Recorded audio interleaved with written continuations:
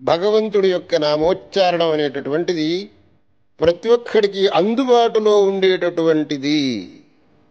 దాన్ని ఎవడో అబ్బో నా వల్ల కాదు అని ఎవ్వడూ చెప్పడానికి వీల్లేదు. భగవంతుడి నామోచ్చారణం చేయటం నా వల్ల కాదు అని చెప్పేవాడు ఎవడు? మూగవాడు చెప్పొచ్చు. అయితే వాడికి నువ్వు భగవంతుడి ధ్యానం చెయ్యని చెబుతున్నావు, అది నా వల్ల కాదని చెప్పేవాడు ఎవడూ ఉండడు. మనస్సు లేనివాడు అనాలి, మనస్సు లేని మనిషే ఉండడు. కాబట్టి అందరికీ అందుబాటులో ఉండేటటువంటిది, ఏ విధమైనటువంటి కష్టమునకు శ్రమకు అవకాశం లేనటువంటిది,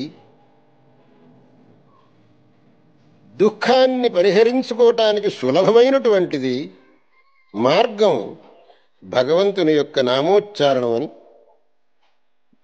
మన వెంటం కాదు, భీష్మ పితామహుడు చెప్పిన మాట.